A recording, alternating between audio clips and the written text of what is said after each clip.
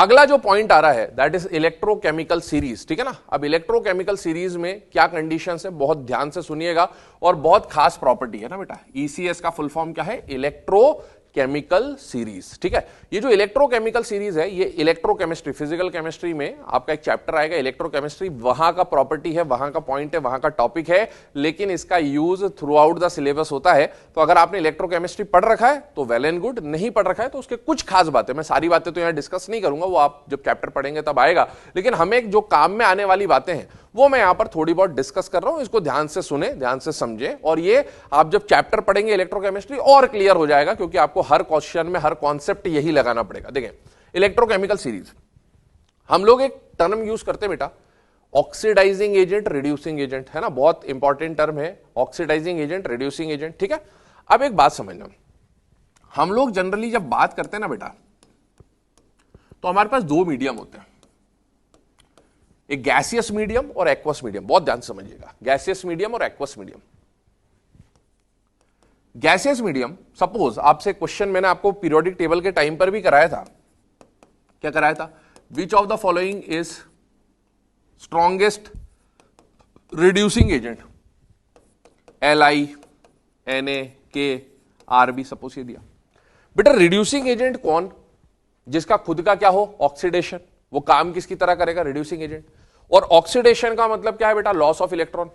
आप बताइए इन सब में से सबसे पहले इलेक्ट्रॉन कौन लूज करेगा, जिसकी IE सबसे कम, और वो कौन होता है बेटा, रुबिडियम। ये हमने कब की बात करी, गैसियस मीडियम के ना, क्योंकि IE का जो कॉन्सेप्ट है वो कहां अप्लाई होता है बेटा, गैसियस मीडियम में। लेकिन अगर यही क्वेश्चन आपको एक्वस मीडियम में आ जाए तो उस केस में आपका ऑप्शन जो हो जाएगा वो कौन हो जाएगा, लिथियम, ठीक है। अब ये जो डिफरेंस है यही ईसीएस है, इसी को हम लोग समझेंगे ईसीएस से। बेटा गैसियस मीडियम में इलेक्ट्रॉन लूज करने में केवल एक ही प्रॉपर्टी काम में आती है और वो कौन होती है, IE। लेकिन जैसे ही एक्वस मीडियम आ गया, पानी के अंदर का खेल, ध्यान सुनना मैं यही बोलूंगा, पानी के अंदर का खेल, जैसे ही पानी के अंदर का खेल आया, कौन इलेक्ट्रॉन लूज करेगा, कौन इलेक्ट्रॉन गेन करेगा, ये सारी की सारी प्रॉपर्टी एक सीरीज से डिफाइन होती है, and that series is known as electrochemical series. तो जब भी ध्यान से सुनना, जब भी आपको क्वेश्चन में दे दे in aqueous medium which is the strongest reducing agent, या कौन इलेक्ट्रॉन लूज करेगा, गेन करेगा, जल्दी करेगा, बाद में करेगा, तो वो सारा का सारा खेल किस पे डिपेंड करेगा, ईसीएस पर, इलेक्ट्रोकेमिकल सीरीज पर, ठीक है ना, एक्वस मीडियम। एक और बात, अगर आपको सिर्फ ऐसा क्वेश्चन आ जाए, ध्यान सुनना मेरी बात, अगर आपको सिर्फ एग्जाम में क्वेश्चन आ जाए विच of the following is strongest reducing agent, medium नहीं दिया, गैसियस नहीं दिया, एक्वस नहीं दिया, तो बाय डिफॉल्ट आप क्या लेके चलेंगे बेटा, एक्वस लेके चलेंगे, क्योंकि जनरली जो भी रिएक्शंस हम लोग पढ़ते हैं वो एक्वस मीडियम की ही रिएक्शंस होती है, ठीक है। अब देखो इरेज कर रहा हूं इसे, ध्यान से देखिएगा। इलेक्ट्रोकेमिकल सीरीज, हमें मेटल्स या मेटलॉइड्स की जो रिएक्शंस काम में आएंगी उसमें बहुत काम आता है।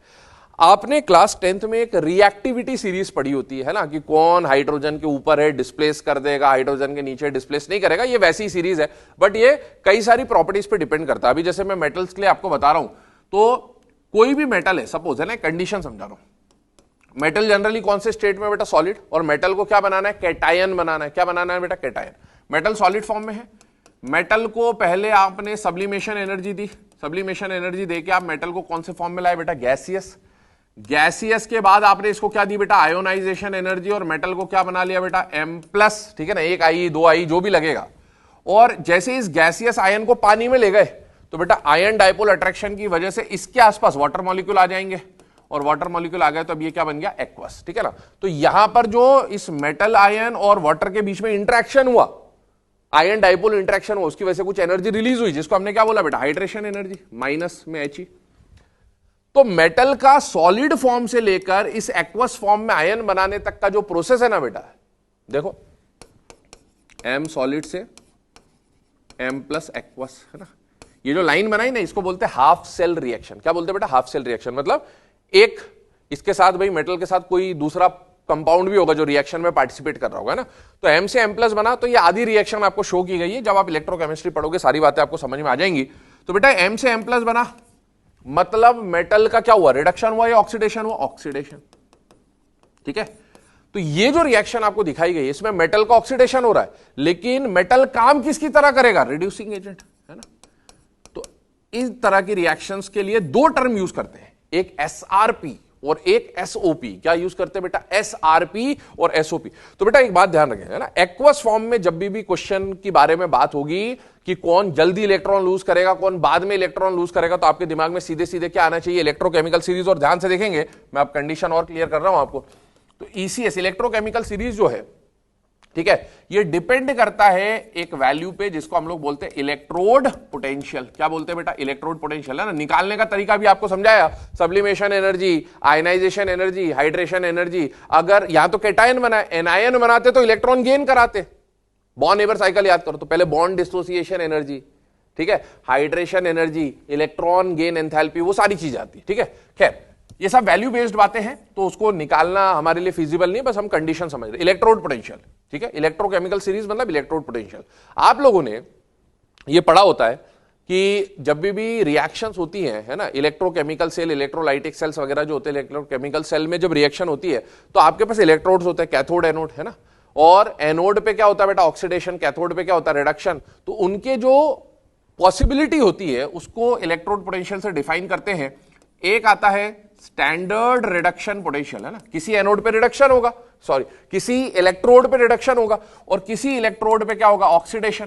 तो बेटा इलेक्ट्रोड पे रिडक्शन हो रहा है तो रिडक्शन पोटेंशियल, इलेक्ट्रोड पे ऑक्सीडेशन हो रहा है, ऑक्सीडेशन पोटेंशियल। तो एक दो बातें आ गई, एक तो स्टैंडर्ड रिडक्शन पोटेंशियल, एक स्टैंडर्ड ऑक्सीडेशन पोटेंशियल। ध्यान सुनना, इन दोनों में जो वैल्यू है वो कैसी हो सकती है? पॉजिटिव भी आ सकती है, नेगेटिव भी आ सकती है।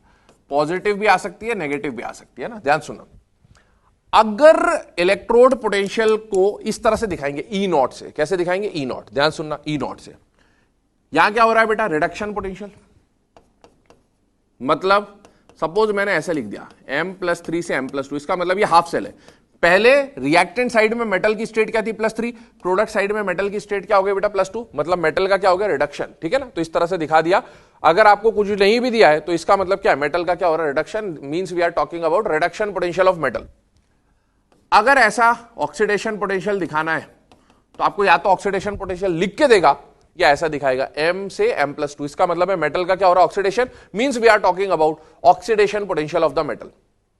अगर कुछ नहीं दिया है, ऐसा भी नहीं दिया, ऐसा भी नहीं दिया, सिर्फ ई नॉट लिख दिया, क्या लिख दिया बेटा? सिर्फ ई नॉट, तो बाय डिफॉल्ट हम लोग क्या मान के चलते हैं? ई नॉट को रिडक्शन पोटेंशियल। क्या मान के चलते हैं? Reduction potential. ध्यान सुनना, दो बातें हो सकती हैं, रिडक्शन पोटेंशियल हो सकता है, ऑक्सीडेशन पोटेंशियल हो सकता है। या तो एसआरपी लिख के देगा तो आप समझ जाएंगे रिडक्शन पोटेंशियल है, एसओपी लिख के देगा आप समझ जाएंगे ऑक्सीडेशन पोटेंशियल है, या शो करने के लिए रिडक्शन और ऑक्सीडेशन पोटेंशियल ना दिखकर ऐसे दिखा देगा, हाफ सेल दिखा देगा, यहां +3 से +2 जा रहा है, this is reactant, this is product. तो बेटा रिडक्शन हो रहा है, this is reactant, this is product, oxidation हो रहा है। तो इसकी जो भी वैल्यू यहां पर देगा आपको, ठीक है ना, जो भी वैल्यू देगा वो क्या होगा? ये क्या डिफाइन करेगा? Oxidation potential. ये क्या डिफाइन करेगा? Reduction potential. अगर ऐसा ना देकर सिर्फ ई नॉट दे दे, +3 +2 +0 से +2 कुछ भी ना दे, तो आप ई नॉट को बाय डिफॉल्ट क्या मान के चलेंगे बेटा? Reduction potential. ठीक है, आगे सुनिए। कोई भी पोटेंशियल हो, रिडक्शन हो, ऑक्सीडेशन हो, मेरी बात सुनना, कोई भी पोटेंशियल हो, रिडक्शन पोटेंशियल, ऑक्सीडेशन पोटेंशियल हो, क्या मतलब है उसका? ध्यान सुने, अगर ये वैल्यू पॉजिटिव है, क्या है बेटा ये वैल्यू? पॉजिटिव। तो पॉजिटिव वैल्यू का मतलब है ये जो प्रोसेस है ना, पॉजिटिव होने का मतलब इजीली होगा। क्या बोला मैंने? अगर किसी भी पोटेंशियल का वैल्यू, ई नॉट का वैल्यू, ये हो या ये हो, कोई भी हो, अगर वैल्यू पॉजिटिव है, कैसा वैल्यू है? पॉजिटिव, इसका मतलब है ये काम आसानी से होगा। जितना ज्यादा पॉजिटिव उतनी आसानी से ये काम होगा। इसका मतलब है अगर आपको ये दिया ई नॉट M+3 M+2, है ना, यही दिया दोनों, इसका मोर पॉजिटिव वैल्यू है, इसका लेस पॉजिटिव वैल्यू है। इसका मतलब है दोनों में से +3 से +2 आसानी से कौन जाएगा? ऊपर वाला या नीचे वाला? ऊपर वाला। जितना ज्यादा पॉजिटिव वैल्यू उतनी आसानी से, उतनी फीजिबल ये रिएक्शन होगी, और जितना ज्यादा नेगेटिव वैल्यू उतनी मुश्किल से ये रिएक्शन होगी। ऐसा क्यों हुआ? रीजन समझिए। इलेक्ट्रोकेमिस्ट्री और थर्मोडायनेमिक्स में आपने एक ये रिलेशन पढ़ा हो, और अगर नहीं पढ़ा होगा तो आप इलेक्ट्रोकेमिस्ट्री में पढ़ेंगे। Delta G is equal to -NFE naught, ठीक है ना, इलेक्ट्रोड पोटेंशियल ई नॉट। बेटा अगर किसी का इलेक्ट्रोड पोटेंशियल पॉजिटिव है तो इस साइन की वजह से उसका डेल्टा जी क्या हो जाएगा? नेगेटिव। और अपन जानते हैं डेल्टा जी नेगेटिव मतलब रिएक्शन स्पॉन्टेनियस, क्या हो जाएगा, स्पॉन्टेनियस। तो ई का वैल्यू जितना ज्यादा पॉजिटिव डेल्टा जी उतना नेगेटिव, जितना नेगेटिव डेल्टा जी उतना स्पॉन्टेनियस रिएक्शन, मतलब जितना पॉजिटिव वैल्यू होगा ई नॉट का रिएक्शन उतने स्पॉन्टेनियसली होगी, और जितना नेगेटिव वैल्यू होगा रिएक्शन उतना नॉन स्पॉन्टेनियस हो जाएगा। ये बात आ गई, ठीक है। अब इसी को हम अप्लाई करेंगे, ध्यान से देखें, आती जाएंगी बातें समझ में। एक सीरीज है आपके सामने, जैसे आप रिएक्टिविटी सीरीज पढ़ते हैं, ये आधी सीरीज है क्योंकि यहां स्पेस कम थी तो उसको आगे कंटिन्यू करा, ये एक्चुअल में इसके नीचे आएंगे, ठीक है ना बेटा। अब सुने, ये जो सीरीज है इसको आपको याद रखना है क्योंकि ये वैल्यू बेस्ड सीरीज है ना। एसआरपी निकाला गया, एसओपी निकाला गया, sublimation energy, ionisation energy, hydration energy, सबके कॉम्बिनेशन से जो वैल्यूज आई उसके बेस पे सीरीज बनी। सीरीज को याद रखना है आपको, ट्रिक्स आपको इलेक्ट्रोकेमिस्ट्री में बता दी जाएंगी, ठीक है। मैं एक बार बोल दे रहा हूं, हमारा जो तरीका रहेगा, ली के बाप से काका ने मांगी अलमारी, मनी, जमीन, कार, फ्रिज, कड़े, कूलर, नहीं तो स्नेह प्रभा ही कुटेगी, होगी आज पिटाई। और लास्ट में शक्ति कपूर को जानते हैं, शक्ति कपूर का फेवरेट डायलॉग क्या है बेटा, आओ, ठीक है ना। तो ये इसको याद करने का तरीका हो गया। हाइड्रोजन इसमें स्टैंडर्ड हो गया, ठीक है। हाइड्रोजन के ऊपर, हाइड्रोजन के नीचे, हाइड्रोजन के नीचे के ये जो एलिमेंट्स हैं इसको शॉर्ट फॉर्म में छापा भी बोलते हैं बेटा, है ना। क्या बोलते हैं, छापा, CHAPA, इस तरह से भी बोल देते हैं। अब देखो डाउन द सीरीज जा रहे हैं, ये सीरीज आ गई है ना, इसके आगे से ये कंटिन्यू है। अब मेरी बात सुनो, इसके दो एक्सट्रीम एंड्स आपको दिख रहे हैं, एक लिथियम और एक गोल्ड, ठीक। देखें लिथियम जो है इसके लिए जो वैल्यू देखी गई है बेटा, है ना, क्या वैल्यू देखी गई है, SRP और SOP। SRP और SOP सेम एलिमेंट के लिए आप SRP निकाल सकते हैं, SOP निकाल सकते हैं, कोई प्रॉब्लम नहीं है। कैसे निकाल सकते हैं, देखिए जैसे Li से Li प्लस बनाया मैंने, तो आप बताओ यहां पर इसका क्या हो रहा है बेटा, ऑक्सीडेशन 0 से +1 पे जा रहा है। तो अभी हमने क्या बोल दिया इसका, SOP, ठीक है ना। मान लो इसके SOP यहां पर दे रखा है आपको, वैल्यू बेस्ड बातें हैं, इसका SOP बहुत ज्यादा पॉजिटिव है ना, मैक्सिमम पॉजिटिव है। तो रिवर्स डायरेक्शन जब मैं इसकी लगाऊंगा कहीं पर ऐसा, Li प्लस से Li, ठीक है, यूं गया, तो अब इसका प्लस से 0 पे जा रहा है, मतलब क्या हो रहा है, रिडक्शन। तो ये इसके लिए क्या हो जाएगा, SRP, ठीक है ना। तो वो सेम एलिमेंट के SOP SRP निकल सकता है, वो डिपेंड करता है यहां से यहां जा रहा है या यहां से यहां जा रहा है। वो रिएक्शन में आपको हाफ सेल में दिखेगा कि M 0 से M+1 पे जा रहा है या M+1 से M0 पे जा रहा है, वो दिखाएगा आपको, ठीक है। अब सुने, अगर किसी का SOP ज्यादा पॉजिटिव है तो ये पॉजिटिव है, तो ये क्या आएगा, नेगेटिव, और ये ज्यादा है तो ये ज्यादा ही रहेगा ना, कंडीशन वही है, मैक्सिमम का मैक्सिमम ही रहेगा, बस प्लस का माइनस हो जाएगा। तो लिथियम के लिए जब देखा गया, ऑब्जर्व किया गया वैल्यू, तो मैक्सिमम लिथियम का जो SRP है वो मोस्ट नेगेटिव मिला, मोस्ट नेगेटिव मिला, और लिथियम का जो SOP है वो मोस्ट पॉजिटिव मिला। इसका मतलब समझे आप, पॉजिटिव, मैं अभी SOP की बात कर रहा हूं, Li से Li प्लस के जाने की बात कर रहा हूं, Li से Li प्लस जाना मोस्ट पॉजिटिव है, इसका मतलब ये फीजिबल है। और फीजिबल है मतलब लिथियम में रहना ही नहीं चाहेगा, वो एक्वस फॉर्म की बात चल रही है। सारा ECS, सारा SRP SOP किस में चलेगा, पानी में, किस में चलेगा, पानी में। तो बेटा ये जो Li प्लस है ना, ये लिथियम पानी में जाते ही सबसे पहले किस में चेंज हो जाएगा, जितने भी एलिमेंट दिखा रखे उनमें सबसे पहले इलेक्ट्रॉन लूज करने का काम पानी में कौन करेगा, Li करेगा बेटा। और इसीलिए तो पानी में जाके जब ये सबसे पहले इलेक्ट्रॉन लूज करेगा तो ये क्या हो जाएगा, स्ट्रॉन्गेस्ट रिड्यूसिंग एजेंट, क्योंकि इलेक्ट्रॉन लूज किया तो खुद का क्या हो गया, ऑक्सीडेशन। खुद का ऑक्सीडेशन आसानी से होगा, वो पॉजिटिव का मतलब है ऑक्सीडेशन पॉजिटिव है, मतलब इसका ऑक्सीडेशन सबसे आसानी से होगा, और जिसका ऑक्सीडेशन सबसे जल्दी होगा, सबसे आसानी से होगा, वो सबसे पावरफुल रिड्यूसिंग एजेंट हो जाएगा, ठीक है। तो lithium is the strongest reducing agent. जितने भी ये स्पीशीज आपको दिख रहे हैं इनमें से स्ट्रॉन्गेस्ट रिड्यूसिंग एजेंट कौन हो जाएगा, लिथियम। तो आप नीचे जब आ रहे हो तो अगर ये स्ट्रॉन्गेस्ट रिड्यूसिंग एजेंट है तो थोड़े वीक होते जा रहे हैं, वीक होते जा रहे हैं। और वीकेस्ट रिड्यूसिंग एजेंट कौन हो जाएगा बेटा, Au, gold is the weakest reducing agent, ठीक है। इसी तरीके से देखें गोल्ड के लिए, गोल्ड का अगर ये मैक्सिमम नेगेटिव SRP है तो ये मिनिमम नेगेटिव SRP हो जाएगा। इवन हाइड्रोजन की वैल्यू जो स्टैंडर्ड लेके चलते हैं वो लेके चलते 0, तो ये ऊपर वालों का नेगेटिव SRP है और ये नीचे वालों का पॉजिटिव SRP है। तो मिनिमम नेगेटिव का मतलब है, इसको ऐसा भी लिख सकता हूं, मैक्सिमम पॉजिटिव SRP, क्योंकि इनके छापा वाले जो एलिमेंट है ना ये पॉजिटिव SRP दिखाते हैं। हाइड्रोजन से ऊपर वाले नेगेटिव SRP और हाइड्रोजन से नीचे वाले पॉजिटिव SRP। मैं SRP क्यों ले रहा हूं, क्योंकि मैंने बोला था स्टैंडर्ड बाय डिफॉल्ट हम लोग SRP की बात करते हैं, ठीक है ना। अगर एसआरपी मिनिमम नेगेटिव है तो एसओपी मिनिमम पॉजिटिव होगा, मिनिमम का मिनिमम ही रहेगा, बस नेगेटिव का पॉजिटिव हो जाएगा। यहां पॉजिटिव एसआरपी है तो बताइए एसओपी क्या हो जाएगा, नेगेटिव, पर मैक्सिमम का मैक्सिमम ही रहेगा। इसका मतलब समझे आप क्या बेटा, अगर किसी वैल्यू पॉजिटिव है तो वो आसानी से होगा या मुश्किल से, आसानी से। मैक्सिमम पॉजिटिव मतलब आसानी से, बहुत ज्यादा आसानी से। और क्या हो रहा है यहां पर, रिडक्शन या ऑक्सीडेशन, रिडक्शन। मतलब गोल्ड का रिडक्शन आसान है, गोल्ड का रिडक्शन आसान है, ठीक है ना।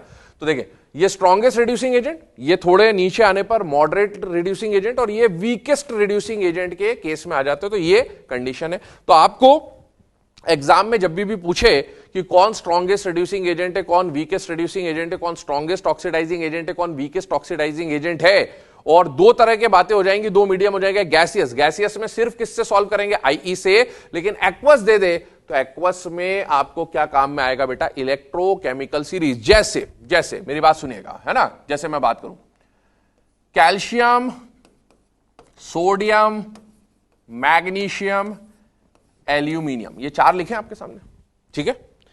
इन चारों में से आपसे पूछा, देखो ये हम कौन से मीडियम को लेके चल रहे हैं, बाय डिफॉल्ट क्वेश्चन में मान लीजिएगा कौन सा मीडियम है, एक्वस। पूछा चारों में से वीकेस्ट रिड्यूसिंग एजेंट कौन है, वीकेस्ट रिड्यूसिंग एजेंट कौन है, वो कौन है बेटा, एल्यूमिनियम, क्योंकि एल्यूमिनियम इस सीरीज में नीचे आ रहा है। ऊपर वाला स्ट्रॉन्गेस्ट रिड्यूसिंग एजेंट, नीचे आने पर रिड्यूसिंग एजेंट का पावर कम होते जा रहा है, तो aluminium will be the weakest reducing agent. और पूछे which of the following will be the strongest reducing agent, वो कौन हो जाएगा, कैल्शियम। ये तो बात हो गई रिड्यूसिंग एजेंट की। अगर इन्हीं में से पूछे which of the following is strongest oxidising agent, तो जो वीकेस्ट रिड्यूसिंग एजेंट था वो स्ट्रॉन्गेस्ट ऑक्सीडाइजिंग एजेंट हो जाएगा, और जो स्ट्रॉन्गेस्ट रिड्यूसिंग एजेंट था वो वीकेस्ट ऑक्सीडाइजिंग एजेंट हो जाएगा। तो this is the concept about electrochemical series. अगला जो पॉइंट हम लोग डिस्कस करने वाले that is chemistry of lighter elements, ठीक है ना। अभी तक हमने जो भी पॉइंट्स पढ़े, फिजिकल प्रॉपर्टीज, केमिकल प्रॉपर्टीज के बारे में डिस्कशन कर लिया एस ब्लॉक की। अब एस ब्लॉक में जो थर्ड पार्ट आता है जहां से क्वेश्चन फ्रेम हो सकते हैं वो है सम इंपॉर्टेंट कंपाउंड्स। तो ये chemistry of lighter element is nothing but some important compounds of S block elements. ध्यान से सुनिएगा, एस ब्लॉक एलिमेंट्स में जब हम बात करते हैं तो हमें ग्रुप 1 में से, ध्यान सुनना, ग्रुप 1 और ग्रुप 2, दो ग्रुप्स है हमारे पास। ग्रुप 1 में से हमें सोडियम से रिलेटेड कंपाउंड्स की स्टडी करनी है, और ग्रुप 2 में हमें कैल्शियम से रिलेटेड कंपाउंड्स की स्टडी करनी है। ध्यान सुनते जाना, सारा पॉइंट जो माइंड में फिट करवा रहा हूं। सोडियम से रिलेटेड, कैल्शियम से रिलेटेड कंपाउंड्स की स्टडी करनी है ना। सोडियम और ये कैल्शियम से रिलेटेड जो कंपाउंड्स हैं, ये वही कंपाउंड्स हैं जो आपने क्लास 10th में पढ़े हुए होते हैं। कहां पढ़े होते हैं बेटा, 10th में, 11th में भी आपने एक बार इसको रिवाइज कर रखा है। अब यहाँ 12th में एंथ्यूज में हम लोग इसको फिर से डिस्कस कर रहे हैं। पहली बात, सोडियम से रिलेटेड क्या क्या कंपाउंड आपको पढ़ने हैं, तो आपको पहला कंपाउंड जो पढ़ना है वो क्या है बेटा, NaCl। ध्यान से सुनिएगा, पहला कंपाउंड क्या पढ़ना है, NaCl।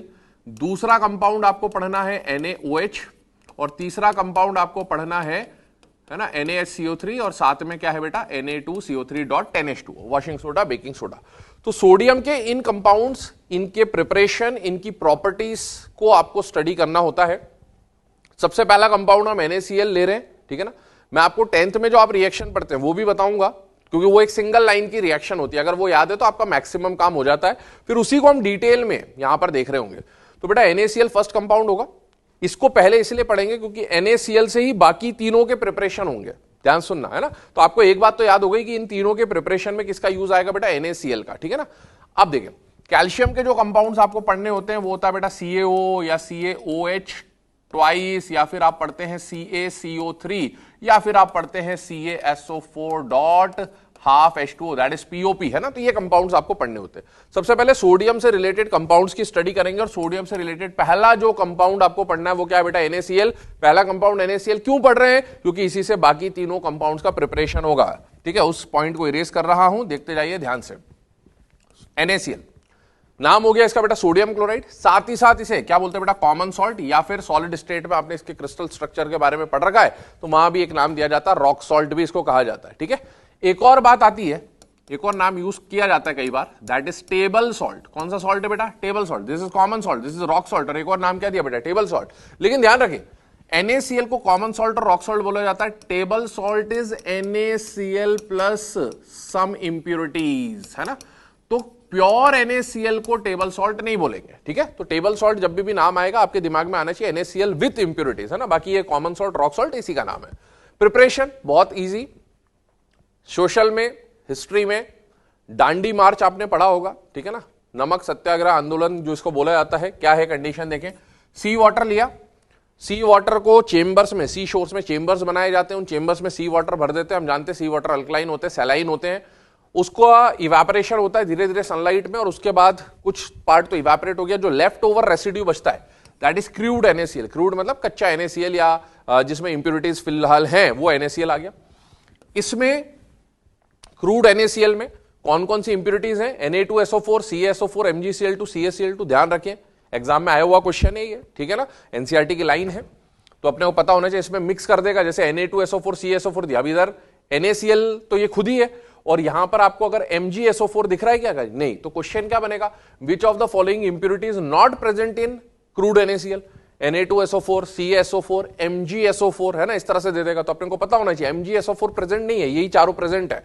इसके अलावा जो क्रूड NaCl आपको मिला उसमें पानी मिलाया, पानी मिलाने से क्या होगा, जो इनसॉल्युबल इंप्योरिटीज थी, है ना, उसको अपन फिल्टर आउट कर लेंगे, और जो फिल्ट्रेट बचा, है ना, जो सॉल्युबल वाला पार्ट था, उसमें हमने क्या पास कर दिया बेटा, HCl। This is NaCl and उसमें HCl गैस पास करी। Due to common ion effect NaCl का क्या हो जाएगा बेटा, प्रेसिपिटेशन, और जो NaCl प्रेसिपिटेट हो गया उसको हम लोग अगेन फिल्टर आउट कर लेंगे प्रेसिपिटेट को, और इस तरह से हमें क्या मिल जाएगा बेटा, NaCl मिल जाएगा। आगे सुने, टेबल सॉल्ट, है ना, जो अभी मैंने बात करी थी, table salt is hygroscopic. Hygroscopic का मतलब क्या, हाइग्रोस्कोपिक अभी इवन पहले भी बताया था, LiCl और ग्रुप 2 के जो कंपाउंड्स होते हैं, क्लोराइड्स होते हैं ना, उनकी बात करें तो हाइग्रोस्कोपिक मतलब क्या, ऐसा कंपाउंड जो एटमॉस्फेयर से मॉइस्चर एब्जॉर्ब करके गीला हो जाए, वेट हो जाए, उसको क्या बोलते हैं बेटा, हाइग्रोस्कोपिक। एक और टर्म आती है डेलिक्विसेंट, क्या बोलते हैं बेटा, डेलिक्विसेंट। डेलिक्विसेंट का मतलब क्या, ऐसा कंपाउंड, इसी के जैसा है, इसने क्या करा, मॉइस्चर एब्जॉर्ब करके गीला हो गया। एक ऐसा कंपाउंड, डेलिक्विसेंट बता रहा हूं, एक ऐसा कंपाउंड जो एटमॉस्फेयर से मॉइस्चर एब्जॉर्ब करके गीला हो गया, पर उसके बाद भी रुका नहीं, और एब्जॉर्ब करते गया करते गया करते गया करते गया, और धीरे धीरे उसी में क्या हो जाए, डिसॉल्व हो जाए, उसको क्या बोलते हैं बेटा, डेलिक्विसेंट। तो अगर मैं बोलूं कि कोई कंपाउंड डेलिक्विसेंट है तो क्या वो हाइग्रोस्कोपिक भी होगा, यस, क्योंकि डेलिक्विसेंट ने मॉइस्चर तो एब्जॉर्ब करके गीला तो हुआ होगा ना, तो इसीलिए जो डेलिक्विसेंट है वो हाइग्रोस्कोपिक भी हो सकता है। देखें, hygroscopic in nature due to presence of impurities. ध्यान सुनना, टेबल सॉल्ट में NaCl तो है, पर NaCl हाइग्रोस्कोपिक नहीं है। हाइग्रोस्कोपिक कौन है, ये impurities, impurities like CaCl2, MgCl2, ये भी होती है टेबल सॉल्ट में, और ये इंप्योरिटीज जो होती है ये मॉइस्चर एब्जॉर्ब करती हैं, है ना। CaCl2, MgCl2, याद करो, डेसिकेटर मॉइस्चर एब्जॉर्ब करता है, ये भी मॉइस्चर एब्जॉर्ब करेगा, और ये मॉइस्चर इतना एब्जॉर्ब करते हैं कि उसी में डिसॉल्व हो जाते हैं। मतलब CaCl2, MgCl2 डेलिक्विसेंट है, और इनके डेलिक्विसेंट नेचर की वजह से NaCl क्या बन जाता है बेटा, हाइग्रोस्कोपिक बन जाता है, वेट हो जाता है। आपने देखा भी होगा, है ना, मेस वगैरह में, होटल वगैरह में, छोटे मोटे जो ढाबे वगैरह होते हैं, उसमें जब हम खाना खाने जाते हैं, अगर टेबल पे नमक रखा है, टेबल पे जो सॉल्ट रखा उसी को तो क्या बोलते हैं, टेबल सॉल्ट। वो इन एनवायरमेंट ऑफ ह्यूमिडिटी, है ना, कि अभी ह्यूमिड मौसम है, तो वो टेबल सॉल्ट जो होता है वो कई बार आपको गीला मिलता है। वो गीला क्यों मिलता है, क्योंकि टेबल सॉल्ट का नेचर कैसा हो जाता है बेटा, हाइग्रोस्कोपिक। ध्यान रखें, NaCl हाइग्रोस्कोपिक नहीं है, टेबल सॉल्ट हाइग्रोस्कोपिक है, और वो हाइग्रोस्कोपिक किसकी वजह से, ड्यू टू इंप्योरिटीज। आगे देखें, NaCl हमने पढ़ा, NaCl का प्रिपरेशन देखा, उससे कुछ रिलेटेड प्रॉपर्टी देखी। एक और बात ध्यान सुनना है, अभी इसको ध्यान ना दे, NaCl जो है उसके यूजेस मैं आपको फिर से रिमाइंड करा रहा हूं बेटा, है ना, यूजेस आपको एनसीईआरटी से रीड करते हुए चलने हैं, क्योंकि सारे यूजेस क्लास में डिस्कस कर पाना पॉसिबल नहीं। जैसे NaCl हो गया, सॉल्ट हो गया ना, तो इसके यूजेस हमें पता है, क्या प्रिजर्वेटिव के फॉर्म में यूज होता है ना, जो भी मीट वगैरह होता है उसको लंबे टाइम तक मैरिनेट रखते हैं, पिकल्स वगैरह होते हैं उसके लिए यूज करते हैं। तो आपको पता होना चाहिए कि सॉल्ट के यूजेस, NaCl का यूज हम लोग बाकी 3 कंपाउंड NaOH, Na2CO3, NaSCO3 के प्रिपरेशन में भी यूज करेंगे। तो ये यूजेस हैं, आपको पढ़ना है, एनसीईआरटी से रीड करना है इन्हें, ठीक है ना। आ रहे downs process, downs process NaCl का प्रिपरेशन नहीं है, ये Na का फॉर्मेशन है ना। तो ध्यान से देखें, एक्सट्रैक्शन ऑफ Na का एक्सट्रैक्शन फ्रॉम NaCl। तो NaCl से Na बनाने का जो प्रोसेस है, this is known as Downs process. ये मेटलर्जी का पार्ट है, बट हम यहीं पर डिस्कस कर ले रहे हैं, ध्यान से सुने। NaCl कैसा लिया है बेटा, फ्यूज्ड या फिर मॉल्टन। फ्यूज्ड मतलब पिघला हुआ, मॉल्टन भी पिघला हुआ। तो सिर्फ NaCl का 2 बातें आएंगी इलेक्ट्रोकेमिस्ट्री में, जब आप पढ़ेंगे तो मैंने आपको बताया था पानी में चलेगा, है ना, एक्वस फॉर्म में चलेगा। तो वहां पर दो बातें आएंगी, एक तो मॉल्टेन फॉर्म आएगा, मॉल्टेन फॉर्म मतलब सिर्फ NaCl है, बस पिघला दिया, इसमें पानी नहीं है, और एक एक्वस फॉर्म आएगा मतलब इसके साथ वाटर भी है। तो अभी सिर्फ प्योर NaCl है, बस उसको मॉल्टेन कर दिया, मॉल्टेन करने से कंडक्टिविटी मिल जाएगी, तो आयंस मूव करेंगे कैथोड एनोड की तरफ, ठीक है। इलेक्ट्रोलाइटिक मेथड देख रहे हैं, इस पूरे सेटअप में जो सेल बनेगा उसमें एनोड पे कौन आएगा बेटा, ग्राफाइट कार्बन है ना, और कैथोड पे आयरन स्टील का पार्टिसिपेशन होगा। इलेक्ट्रोलाइट कौन है, NaCl है ना, ये NaCl है, यही इलेक्ट्रोलाइट काम करेगा, यही मूव करेगा। साथ में क्योंकि मॉल्टन फॉर्म में थोड़ा सा डेंस होगा तो मूवमेंट आसानी से नहीं होगा, इसलिए इसमें थोड़ा सा CaCl2 मिला देते हैं, है ना, as a main electro with the main electrolyte to increase the conductivity and decrease the fusion temperature, है ना। CaCl2 मिलाने से थोड़ा सा कंडक्टिविटी बढ़ जाएगी, और साथ ही साथ जो फ्यूजन टेम्परेचर है, फ्यूजन मतलब मेल्ट करने वाला जो टेम्परेचर है NaCl का, वो भी थोड़ा सा डिक्रीज हो जाएगा, तो जल्दी मेल्ट हो जाएगा, हमारा फ्यूल एफिशिएंसी या फ्यूल कॉस्ट जो है वो कम हो जाएगा, है ना। अब देखो रिएक्शन मेन जो पार्ट है वो ये है, क्या है देखो, NaCl मॉल्टन लिया, तो मॉल्टन मतलब उस पूरे सॉल्यूशन में सिर्फ NaCl ही है, ठीक है ना, NaCl है, ये तो इलेक्ट्रोलाइट है, इसका कोई यूज नहीं होगा। तो बेटा Na को जब आप ब्रेक करेंगे, है ना, तो आयंस में ब्रेक कर दो, कैटायन बन जाएगा Na+, एनायन बन जाएगा Cl-। अगर मान लो NaCl एक्वस लेता मैं, बहुत ध्यान से सुनना ये बात है, NaCl एक्वस लेता मैं, तो बेटा इसका मतलब है Na+ Cl- भी होता है, एक्वस मतलब वाटर, तो वाटर के अंदर H+ और OH- भी होता है। तो मेरे पास कितने कैटायन आते हैं, दो, कितने एनायन आते हैं, दो। कैथोड पर कौन जाता है, कैटायन, कैथोड पर कौन जाते हैं, कैटायन, मतलब ये दोनों किसकी तरफ भागेंगे, कैटायन की तरफ, ये दोनों किसकी तरफ भागेंगे, एनायन की तरफ। दोनों में से कोई एक रेस जीतेगा, ये मैं एक्वस की कंडीशन समझा रहा हूं, क्योंकि यहां एक ही है तो दिक्कत नहीं है, बट कभी ऐसा केस आएगा आगे, तो वो भी हम यही डिस्कस कर रहे हैं। दोनों कैटायंस में रेस लगेगी कि कौन कैथोड पर पहले पहुंचेगा, और कैथोड पे क्या होता है, रिडक्शन, तो कैथोड पे पहले कौन पहुंचेगा, ठीक है, जिसका रिडक्शन आसानी से होगा। बेटा Na और H+, याद करें SRP ECS अभी हम लोगों ने पढ़ा था, सोडियम ऊपर आता है और हाइड्रोजन नीचे आता है। Sodium is a better reducing agent, better reducing agent वो होगा जिसका ऑक्सीडेशन पहले होगा, और नीचे वाला पुअर रिड्यूसिंग एजेंट है। पुअर रिड्यूसिंग एजेंट मतलब स्ट्रॉन्ग ऑक्सीडाइजिंग एजेंट है, स्ट्रॉन्ग ऑक्सीडाइजिंग एजेंट कौन होगा, जिसका रिडक्शन पहले होगा। तो दोनों में से जल्दी रिड्यूस कौन होगा, H+, इसीलिए कैथोड पर पहले कौन पहुंचेगा, H+। इस तरह से पता चलता है SRP से कि कौन पहले कैथोड पे पहुंचेगा, कौन पहले एनोड पे पहुंचेगा। Cl- OH- और हैलाइड जब भी आ जाए तो हैलोजन, हैलाइड पहले पहुंचता है एनोड पे due to extra voltage potential, ये सब इलेक्ट्रोकेमिस्ट्री में आपको बताया जाएगा, ठीक है। देखें एनोड पे भाई एनायन तो एक ही है, एनायन भागा एनोड पे, और कैटायन भी एक ही है, यहां दो होते तो रेस लगाते, अब एक एक ही है तो वही पहुंचेगा, ऑब्वियसली पहले पहुंचे बाद में पहुंचे, पहुंचेगा भाई। Cl पहुंचा एनोड पे, एनोड पे क्या होता है बेटा, ऑक्सीडेशन, क्या होता है, ऑक्सीडेशन। ऑक्सीडेशन का मतलब क्या होता है बेटा, loss of electron is known as oxidation, ठीक है। तो Cl- जो था बैलेंसिंग करने के लिए यहां 2Cl- ले लिया मैंने, ठीक है। 2Cl- अगर मैंने लिया तो बेटा 2Cl मिलकर क्या निकाल देंगे, Cl2, ये एक Cl के हिसाब से हाफ लिखा हुआ है ना, चले आप एक के हिसाब से ही समझ लें तो प्रॉब्लम नहीं आएगा।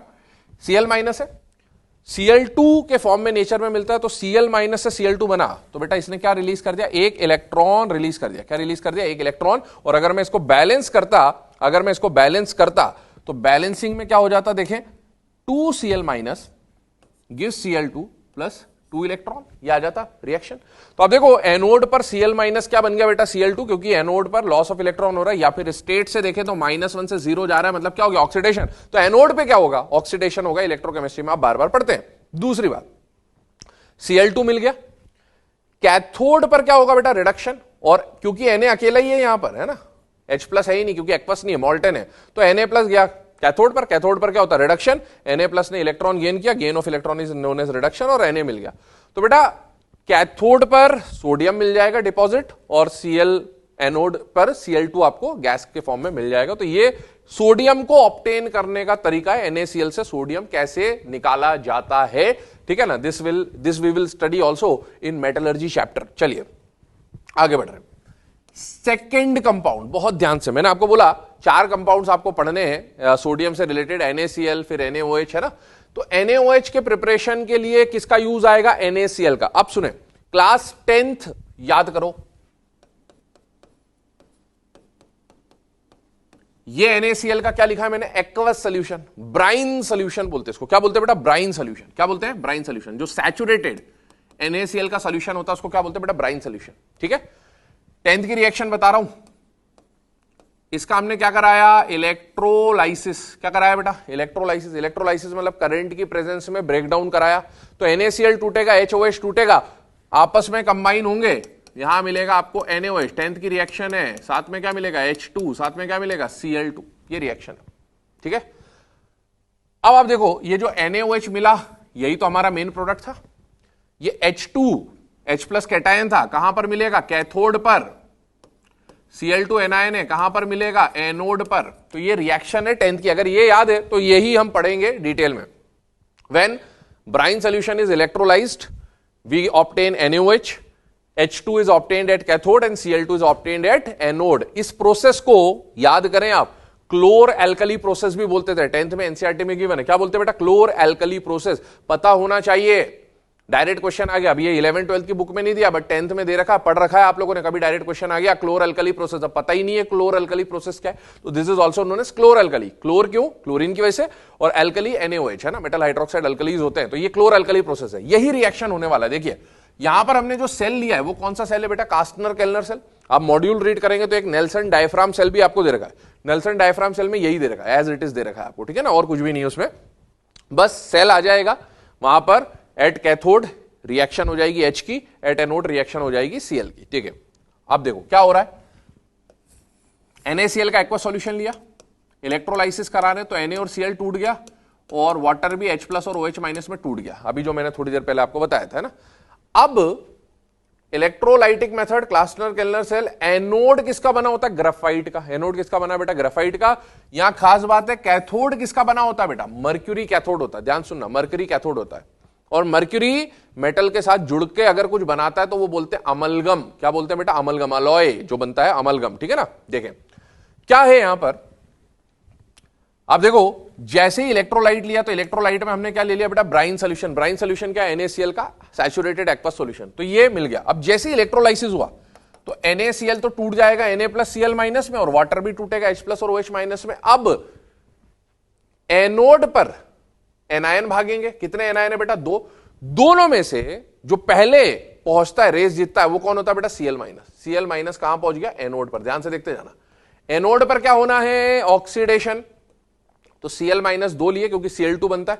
ऑक्सीडेशन की वजह से Cl2 मिलेगा, और साथ में क्या रिलीज कर देगा बेटा, 2 इलेक्ट्रॉन। आपको एनोड पे कौन सी गैस मिल गई, Cl2। अब ये देखो एनोड पर कौन सी गैस मिल गई, Cl2। 10th का अगर याद है तो सारे काम हो जाएंगे। Cl2 मिल गया आपको। ठीक है, अब देखें इसके बाद कहां भागने की बारी आई बेटा, कैथोड पे। कहां भागने की बारी आई, कैथोड पे। कैथोड पर कौन भागेगा, Na+ और H+। कौन भागेगा, Na+ और H+। ठीक है, दोनों में से पहले रेस कौन जीतेगा, H+। अभी मैं कास्टनर केल्नर सेल नहीं बता रहा हूं, है ना, मैं नॉर्मल रिएक्शन बता रहा हूं। H+ भागेगा, H+ पहले भागेगा तो H+ किस में चेंज हो जाएगा, H2 में। किस में चेंज हो जाएगा, H2 में। क्यों हो जाएगा, ध्यान से सुनना है ना, ये नेल्सन डायफ्राम सेल जब आप देखेंगे उसमें मिलेगा आपको। H+ कैथोड पे भागा, ये मैं कैथोड की रिएक्शन लिख रहा हूं, बस दोनों में चेंज क्या है, नेल्सन डायफ्राम सेल और कास्टनर केल्नर सेल में वो समझा रहा हूं। H+ भागा, ये बनेगा H2, और ये इसने 2 इलेक्ट्रॉन जो थे वो गेन किए, तो इसका क्या हो गया बेटा, रिडक्शन, और क्या मिल गया, H2। तो कैथोड पे कौन मिल गया, H2। एनोड पे कौन मिल गया, Cl2। अब बचा क्या, पानी। ये सॉल्यूशन में क्या बचा, Na+ बच गया और OH- बच गया, दोनों मिलकर क्या बना लेंगे, NaOH। ये आपका सॉल्यूशन मिल गया। ये 10th की रिएक्शन थी, और यही रिएक्शन आपको नेल्सन डायफ्राम सेल मॉड्यूल में आप देखेंगे मिल जाएगा। अब यहां क्या हो रहा है, ध्यान से सुनना, यहां एक ट्विस्ट है। क्या ट्विस्ट है, इरेज कर रहा हूं बेटा सारा, ठीक है ना, ध्यान से देखना, ये याद रखना कंडीशन। अब यहां क्या हुआ, हमने जो इलेक्ट्रोलाइटिक मेथड में, ये सब तो बात तो मैं बता चुका हूं। इलेक्ट्रोलाइट क्या लिया बेटा, ब्राइन सॉल्यूशन। हमने पिछली रिएक्शन में NaCl और H2O साथ में मिला दिए थे, यहां वैसा नहीं होगा। यहां पहले हमने सिर्फ NaCl लिया। क्या लिया बेटा, सिर्फ NaCl। NaCl लिया तो सिर्फ क्या बना, Na+Cl-। Cl- एनोड पे भाग के ये बना लिया, कोई प्रॉब्लम नहीं है। और Na+ कहां भाग गया बेटा, कैथोड पे, क्योंकि अभी वाटर नहीं लिया आपने, ठीक है ना। तो ये पहुंच गया यहां पर। ये जैसे यहां पहुंचा, ये Na में रिड्यूस हो गया, सोडियम ने इलेक्ट्रॉन गेन करके Na बन गया। लेकिन कैथोड किसका बना हुआ है बेटा, मर्क्यूरी का। तो ये जो Hg और ये जो Na है, ये आपस में कंबाइन होके क्या बना लेंगे बेटा, अमलगम का फॉर्मेशन कर लेंगे। और इस अमलगम को क्या बोलते हैं बेटा, सोडियम अमलगम, क्योंकि यहां सोडियम है और अमलगम किसके लिए यूज हो रहा है, मरकरी के लिए, तो सोडियम अमलगम, ZnHg बन जाए जिंक अमलगम वगैरह, ठीक है, अमलगम बन गया। लेकिन अब आप इसमें क्या ऐड कर दोगे बेटा, वाटर। जैसे ही सोडियम अमलगम वाले उस पूरे सॉल्यूशन में आपने वाटर मिलाया तो बेटा H+ और OH- में ये टूट जाएगा वाटर। वाटर किसमें टूटा, H+ और OH- में। अब ये जो H+ है ये किसकी तरफ भागेगा बेटा, कैथोड की तरफ, क्योंकि कैटायन है। तो ये जो कैथोड पे भागा ना, ये जो H+, ये सोडियम को क्या कर देगा बेटा, डिस्प्लेस कर देगा। क्यों डिस्प्लेस कर देगा, क्योंकि इसका रिडक्शन जल्दी होगा। तो इसने कैथोड पर जाके क्या बना लिया बेटा, H2 रिड्यूस हो गया। और वो जो Na+ उस मर्क्यूरी की रॉड पे जो Na+ डिपॉजिट था ना, वो हटेगा और Na हट के क्या बन जाएगा बेटा, Na+। वो जो Na+ है वो इस OH- के साथ कॉम्बिनेशन में आएगा, क्या बना लेगा, NaOH। मर्क्यूरी तो एज इट इज इलेक्ट्रोड है तो वो मिल जाएगा आपको। तो इस तरह से रिएक्शन हो रही। फाइनल प्रोडक्ट आप देखो, एनोड पर कौन मिल रहा है बेटा, Cl2, कैथोड पर कौन मिल रहा है बेटा, H2, और साथ में क्या मिल रहा है बेटा, NaOH। वही रिएक्शन है जो 10th में आपने पढ़ा था, NaCl + H2O क्या देगा, NaOH देगा, है ना, ये सॉल्यूशन के अंदर रहेगा।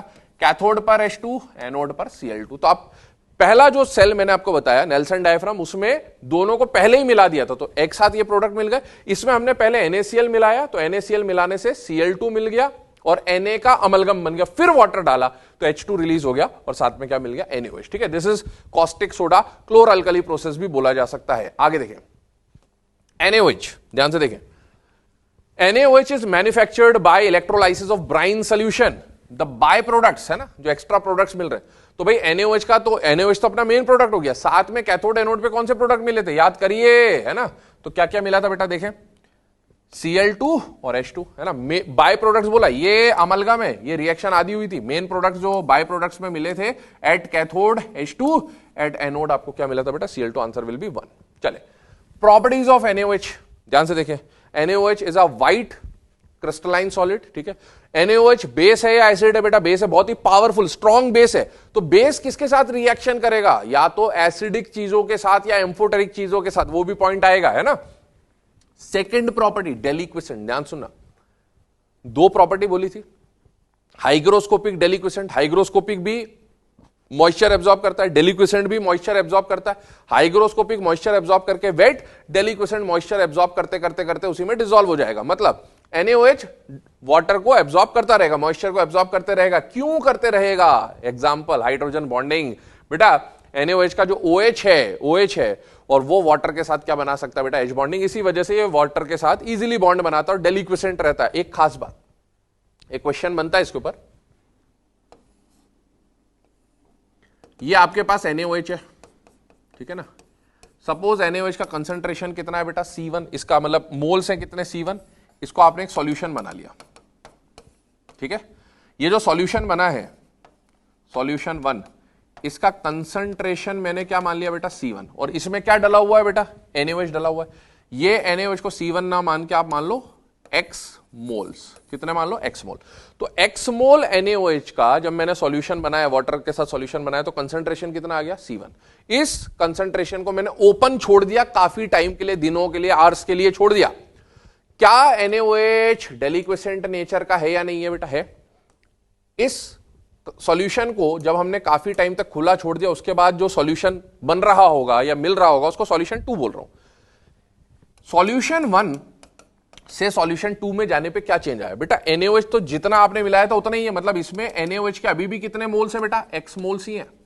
लेकिन NaOH जो आपने मिलाया था उसका नेचर कैसा बेटा, डेलिक्विसेंट। तो उसने आसपास के एटमॉस्फेयर में जो मॉइस्चर है उसको एब्जॉर्ब किया होगा या नहीं किया होगा बेटा, किया होगा, क्योंकि आपने कई आवर्स के बाद देखा तो मॉइस्चर एब्जॉर्ब कर लिया। मॉइस्चर एब्जॉर्ब करने की वजह से यहां अगर वॉल्यूम V1 था सॉल्यूशन का, तो यहां सॉल्यूशन का वॉल्यूम कितना हो जाएगा, V2।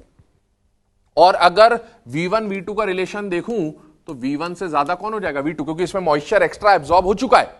और अगर वॉल्यूम बढ़ेगा तो कंसंट्रेशन की जो वैल्यू है, मोलैरिटी वगैरह, या जो कंसंट्रेशन है, मान लो यहाँ C2 है, वो क्या हो जाएगा, कम हो जाएगा। इसका मतलब है, आपसे क्वेश्चन पूछा जा सकता है कि when aqueous solution of sodium hydroxide is left open for several hours, then the concentration of the solution increases या decreases, तो decrease हो जाएगा बेटा, क्योंकि डेलिक्विसेंट नेचर है। चलिए अगला पॉइंट देखिए, it acts as a strong base and it reacts with non metal and non metal oxide, है ना। नॉन मेटल ऑक्साइड याद करें, पीरियोडिक टेबल कैसे होते हैं, एसिडिक नेचर के होते हैं, तो एसिडिक चीजों से रिएक्ट कर सकता है। एग्जांपल देखें, NaOH का रिएक्शन किससे करा दिया बेटा, CO2 के साथ, क्या मिल गया, Na2CO3, है ना। ये बेसिक एसिडिक रिएक्शन करेगा, एसिड बेस का रिएक्शन हुआ, सॉल्ट मिल गया, सोडियम कार्बोनेट मिल गया। इस रिएक्शन को आप एक और तरीके से समझ सकते हैं, ठीक है ना। इसको भूल जाओ NaOH को, आप देखो वाटर लेके चलो, CO2 को पानी में घोला आपने, क्या मिलेगा बेटा, H2CO3, क्या मिलेगा, H2CO3, है ना। अब ये जो H2CO3 मिला ना, वाटर लिया था पहले आपने, अब उसकी रिएक्शन किससे करा दो, NaOH के साथ, NaOH के साथ H2CO3 की रिएक्शन करा दो, और अब डबल डिस्प्लेसमेंट हो जाएगा, सोडियम मिल जाएगा कार्बोनेट के साथ और OH मिल जाएगा H के साथ, क्या मिल जाएगा, वाटर। अब इस रिएक्शन को आप बैलेंस कर दो, तो ये वाटर और ये वाटर कट जाएंगे, ठीक है ना, ये H2CO3 और ये H2CO3 कट जाएंगे। फाइनल प्रोडक्ट क्या, NaOH का रिएक्शन CO2 के साथ क्या मिल गया, Na2CO3। इस तरह से भी आप रिएक्शन कर सकते हो। NaOH का SiO2 से कुछ समझना है तो इसकी रिएक्शन, जब भी NaOH की रिएक्शन है कुछ समझना है तो वाटर से रिएक्शन करा दो। SiO2 को पानी से रिएक्शन कराओगे तो H2SiO3 बनेगा, क्या बनेगा, H2SiO3। और वो जो H2SiO3 है जब वो Na से रिएक्शन करेगा तो डबल डिस्प्लेसमेंट कर देंगे, तो आपको Na2SiO3 और साथ में क्या मिल जाएगा, वाटर, तो Na2SiO3, है ना। तो यहां मिल गया बेटा सोडियम कार्बोनेट, सोडियम सिलिकेट। क्यों लिया SiO2 का नेचर याद करो, कैसा होता है बेटा, एसिडिक नेचर होता है, याद करिए। स्ट्रक्चर इसका पढ़ा था, है ना, पॉलीमेरिक स्ट्रक्चर था SiO2 का। NaOH विद B मतलब बोरॉन, बोरॉन मेटलॉइड है but non metallic character dominant होता है NCERT के अकॉर्डिंगली, है ना। बोरॉन को जब पानी में मिलाया, किसी भी एलिमेंट को पानी में मिलाओगे तो उसका हाइड्रोक्साइड मिलेगा। बोरॉन का हाइड्रोक्साइड क्या होता है, H3BO3, क्या होता है, H3BO3। और वो H3BO3 को जब NaOH से रिएक्शन कराओगे तो बेटा आयन डिस्प्लेस हो जाएंगे, H3 हट जाएगा, Na आ जाएगा, Na3BO3 मिल जाएगा आपको, सोडियम बोरेट। तो ये भी रिएक्शंस है। तो ये सारी रिएक्शन किस प्रॉपर्टी पे बेस्ड है बेटा, एसिड और बेस की रिएक्शन है, ये सॉल्ट का फॉर्मेशन हो रहा है यहां पर, ठीक है। आगे बात कर रहे हैं रिएक्शन विथ एम्फोटेरिक मेटल। भाई NaOH का रिएक्शन अगर मैं मैग्नीशियम से कराने जाऊं तो ये तो बेस है, और मेटल के साथ बेस, क्योंकि मेटल का नेचर भी बेसिक होता है, ये रिएक्शन नहीं होगी, है ना। बेस का रिएक्शन या तो एसिड से होगा जो पिछला देखा, या फिर एम्फोटेरिक से हो सकता है। मैग्नीशियम एम्फोटेरिक मेटल नहीं है। एम्फोटेरिक मेटल कौन है बेटा, जनाबे अली वगैरह वगैरह जो भी आपने पढ़े हुए हैं वो सारे हैं, बट है ना, उन सबसे ये रिएक्शन करेगा, NaOH सबसे रिएक्शन करेगा। बट यहां पर हम खास बात की बात कर रहे हैं, वो क्या है, ध्यान से देखते जाए। ये जो लिखे ना, इनके साथ ये रिएक्शन करके क्लियर सॉल्यूशन बनाता है। क्लियर सॉल्यूशन मतलब ट्रांसपेरेंट सॉल्यूशन बनेगा प्रोडक्ट का, सॉल्युबल रहेगा। देखें क्या है, NaOH की रिएक्शन किसी भी एम्फोटेरिक मेटल से रिएक्शन करा दो, रिएक्शन हो जाएगा। बट कुछ केसेस हम समझ रहे हैं, एल्यूमिनियम की रिएक्शन NaOH के साथ, NaOH बेस है, एल्यूमिनियम क्या है बेटा, एम्फोटेरिक मेटल है, रिएक्शन करके क्या बनाएगा बेटा, देखें NaAlO2 सोडियम मेटा एल्यूमिनेट, या NaAlOH4 के फॉर्म में भी इसको लिख सकते हैं, ठीक है ना। ये नॉर्मल फॉर्म है, ये हाइड्रेटेड फॉर्म है और कुछ नहीं। और साथ में क्या रिलीज हो जाएगा बेटा, हाइड्रोजन। क्या रिलीज हो जाएगा बेटा, हाइड्रोजन। देखें जिंक के साथ, तो यहां एल्यूमिनेट बना था, यहां जिंकेट बनेगा, बेरिलियम आएगा तो बेरिलेट, SN और PB में, है ना, स्टैनेट, प्लम्बेट, ये सब बन सकते हैं। बट एक बात ध्यान रखना, इनर्ट पेयर इफेक्ट पढ़ा होगा बेटा आप लोगों ने, SN+4 और PB+2 में ज्यादा स्टेबल होता है ना। तो SN का जो कंपाउंड बनेगा वो +4 वाला बनेगा, स्टैनेट, हायर ऑक्सीडेशन स्टेट, और PB का जो बनेगा वो प्रेफरेबली प्लम्बाइट बनेगा, आइट बनेगा, क्योंकि वो लोअर स्टेट में रहना प्रेफर करेगा, ठीक है। और इन सारी रिएक्शन में जब NaOH की रिएक्शन आप इन मेटल्स से कराएंगे, एम्फोटेरिक मेटल से कराएंगे, हर जगह कौन रिलीज होगा बेटा, हाइड्रोजन। तो this can also be considered as method of preparation of hydrogen, ठीक है। अब मैं इसका आपको कॉन्सेप्ट समझा रहा हूं, ये तो प्रोडक्ट वगैरह बन गया, आप कॉन्सेप्ट समझिए, कॉन्सेप्ट पे ध्यान दीजिए, कैसे बनाना है ये रिएक्शंस बेटा। इन रिएक्शंस में सपोज मैंने यहां लिखा NaOH, ध्यान सुनना, NaOH, ठीक है ना, सारे जो भी एम्फोटेरिक मेटल है, यहां पर लिया मैंने मेटल, ठीक है, ये बेस है, ये एम्फोटेरिक है। रिएक्शन कैसे होगी, आपको क्या करना है, इस सोडियम हाइड्रोक्साइड का ये जो ऑक्सीजन वाला पार्ट है ना, कौन सा पार्ट है बेटा, ऑक्सीजन, इस ऑक्सीजन को अटैक कराना है मेटल पे। किस पे अटैक कराना है बेटा, मेटल पे, सिर्फ ऑक्सीजन वाले पार्ट को, ध्यान सुनना है ना। ऑक्सीजन को अटैक कराना है मेटल पे, मेटल पे अटैक कराना है ऑक्सीजन को, और कुछ इस तरह से कराना है ना, यहां पर कितने भी ऑक्सीजन हो सकते हैं NaOH एक्सेस में आपके पास, ऐसा होना चाहिए कि इस आयन पे कौन सा चार्ज आ जाए बेटा, नेगेटिव चार्ज आ जाए। क्या आ जाए, नेगेटिव चार्ज। उस नेगेटिव चार्ज को बैलेंस करने कौन आएगा बेटा? सोडियम। तो बेटा Na के साथ यहाँ XYZ कुछ भी हो सकता है और यहाँ MOX टाइप का केस आ जाएगा और ये जो H है ना ये रिलीज हो जाएगा। इस तरह की केसेस बनेंगे। ठीक है, एक जनरल कंडीशन समझिएगा क्या देखने को मिल रहा है आपको। कंडीशन समझाऊं अगर मैं, तो एल्यूमिनियम लिया। ठीक है, एल्यूमिनियम पर कितना चार्ज होता है बेटा? +3। ध्यान से सुनना, एल्यूमिनियम पे कितना चार्ज होता है? +3। एल्यूमिनियम पे अटैक किसका कराना है बेटा? ऑक्सीजन का, है ना। मैं यहां पर लिख भी दे रहा हूं, ध्यान से देखिएगा। एल्यूमिनियम लिया मैंने, एल्यूमिनियम पर चार्ज कितना है बेटा? +3। रिएक्शन किससे कराया? NaOH से। NaOH मेरे पास कैसा है बेटा? एक्सेस पे। अटैक किसका कराना है? ऑक्सीजन का। कैसे कराना है कि एल्यूमिनियम के साथ ऑक्सीजन कंबाइन हो, लेकिन मैंने बोला क्या इस पूरे डब्बे पे क्या चार्ज लाना है बेटा? माइनस लाना है, एनायन बनाना है। तो एक ऑक्सीजन आके क्या +3 से बैलेंस होकर माइनस लाएगा? नहीं। अभी तो इस पे कितना चार्ज आ रहा है बेटा? प्लस नहीं लाना है, क्या लाना है? माइनस।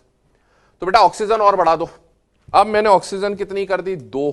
तो इस पे +3 है और इस टोटल पे -4 है। कितना चार्ज आ गया बेटा? -1 बन गया। इस -1 को बैलेंस करने कौन आएगा बेटा? सोडियम। कितना सोडियम लगेगा? 1। NaAlO2, ये फॉर्मूला बन गया। अब देखो क्या बन गया बेटा? NaAlO2 और साथ में जो H है उसको रिलीज करा दो, क्या मिल गया? हाइड्रोजन। ठीक है, ये कंडीशन आ गई। एक और बात समझे, ये NaAlO2 लिख दिया मैंने। अब ये NaAlOH4 क्या है उसके ऊपर बाद में आता हूं, पहले आप कंडीशन समझ लें बाकी रिएक्शंस की भी। Zn लिया बेटा मैंने, Zn का स्टेट कितना होता है? +2। Zn का रिएक्शन किससे करा रहा हूं? NaOH के साथ। ठीक है, ऑक्सीजन का अटैक करा दो इस पे कितना चार्ज है बेटा? +2। एनायन बनाना है ऑक्सीजन के साथ मिलाकर। अगर मैं यहां सिर्फ एक ऑक्सीजन लिखूंगा तो इसका +2 इसका -2, चार्ज क्या आ गया? 0। इसको क्या बनाना है? एनायन बनाना है। तो बेटा एक और ऑक्सीजन बढ़ा दूं 2, तो यहां पर कितना चार्ज आ जाएगा? -2। -2 को बैलेंस करने कौन आएगा? सोडियम।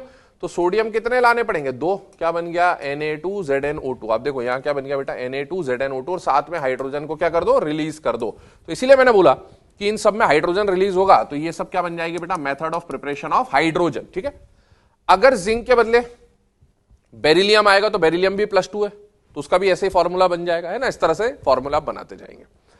अब ये जो OH वाला केस आ गया, ये क्या है ना सर? इसको अगर एल्यूमिनेट बोला या इसको जिंकेट बोला तो यहां तो हाइड्रोक्साइड आ रहा है, यहां ऑक्साइड था, यहां हाइड्रोक्साइड, फिर इसको भी एल्यूमिनेट या जिंकेट क्यों बोला?